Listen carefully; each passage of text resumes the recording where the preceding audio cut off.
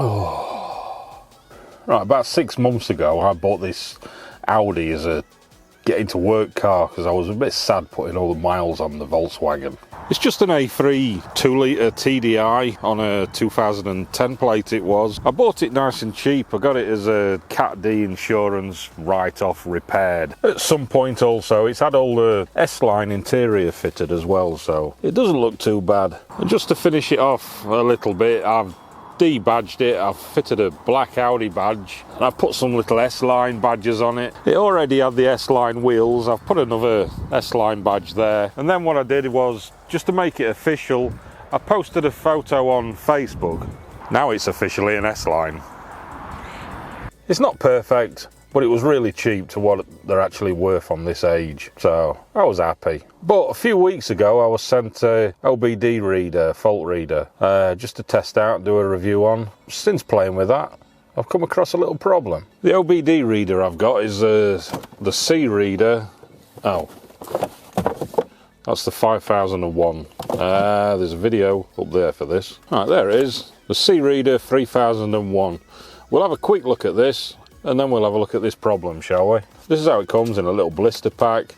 These are super cheap. These are, there you are on Amazon, £17.99. That's super cheap. I'll put a link below where you can get one of these, save you having to search. We've got a load of info on the back telling you the supporting protocols and what it'll do, but to be honest, anybody buying this at this level, this is going to be for reading and clearing fault codes and probably looking at a bit of live information as well. But be a little bit careful because it says supporting vehicles 1996 and newer, obd-ii and CAN. What I've found is I've got 3 vehicles and this only works on one of them. It works on this one, the 2010 Audi A3. I've also got a Volkswagen Transporter T5, that's a 2004.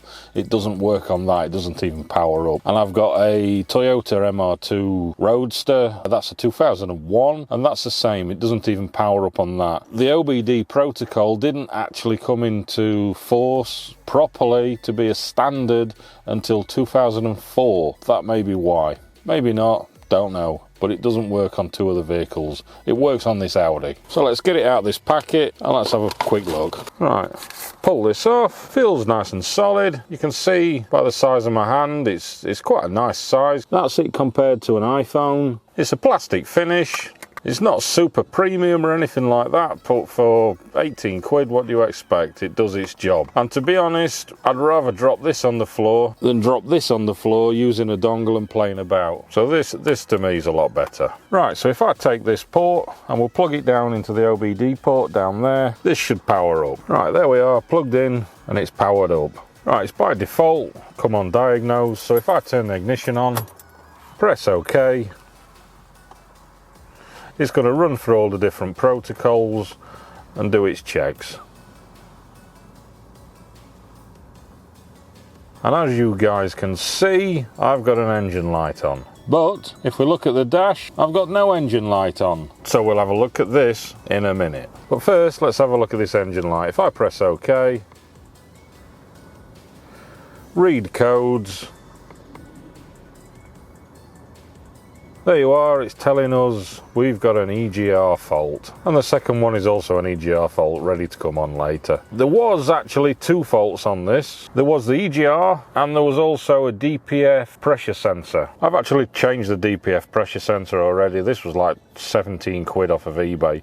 I wanted to get that done first because the DPF won't go into regeneration without it. The next job is I've got to do the EGR valve. Right, so if we come back out that menu, normally we could go down to erase codes, press OK. I mean, I'll do it, but it won't erase. Turn ignition on with the engine off, and press enter to continue. We're ready. If I go back to read codes now, the engine light's gone off, but it's a pending, so as soon as I start driving, it's going to come back on again anyway. Right, so if we go through the menus just quickly, we've got IM readiness, since DTC's cleared, and we can go through and it tells us if it's okay. The data stream is a useful one. If I start the engine, you can see there from these settings, this gives us live data. We've got 4 pages, 23 items worth of all different things, which if you're diagnosing a fault, these can be quite useful, so you can see if some sensors are working or not working. Back out again, we've got a freeze frame. O2 sensor test, can't do that on this because it's a diesel. Onboard monitoring,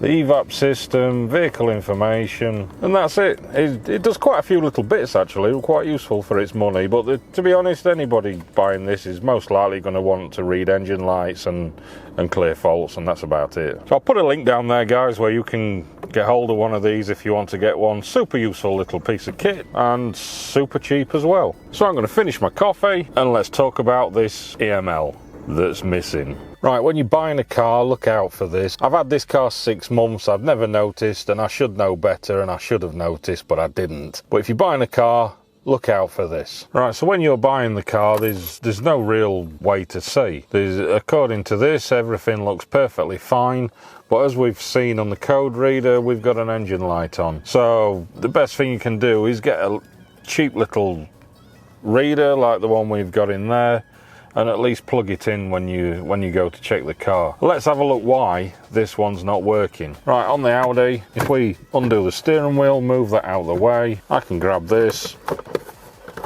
give it a tug, move that out of the way, and behind there's 2 10mm bolts. So I'll get a socket and I'll undo those. Sorry, they're 8mm. So there's 2 8mm bolts, one over there, one down there. I'll just get those out. Right, once they're out, you can literally just grab the clocks and pull them out. I need 2 hands to do this, so I'll just let you guys go a second. Right, on the back of the clocks, there's a little tag here. If we pull that up, then we can unplug the loom. That's out of the way, and the clocks are free. Right, there we have it. We've got the clocks out. Around the edges there's some clips. There's one there, one there, one there, and a few more around the bottom. All we need to do is just unclip those and pull this front up.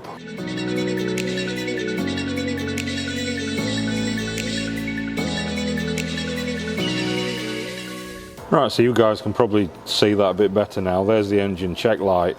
So what I've got to do is I've got to pull this needle off. This will come with a bit of a prize, and then this cover here I can pull off and we can have a look behind it.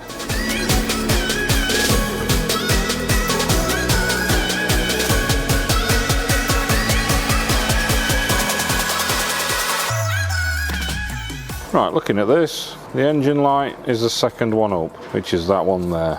If we have a look inside it, it's got no LED. You see those ones have all got the white LED. This one has got nothing. So somebody's gone in there with a screwdriver and they've broke out the LED to stop it from working. Sometimes they put tape over them. This time they've actually broke the LED off. So I've got to get another LED and solder it back onto that board. Right, so what I've done is I've got some LEDs. There's 10 there. That black bit, that's just a rubber holder for the LEDs. The little white LEDs, they just push out of there. So I've got to get one of those, solder it on there. In case you guys have something similar, they're the LEDs you need to buy. The only problem is now to get to that board down there to solder them back on, I've literally got to strip all these clocks down and take them all to bits so I can get to the circuit board to solder the light on. I've not got time to do that today, but I needed to show you guys what had been done to these and what people do just to cover up these faults.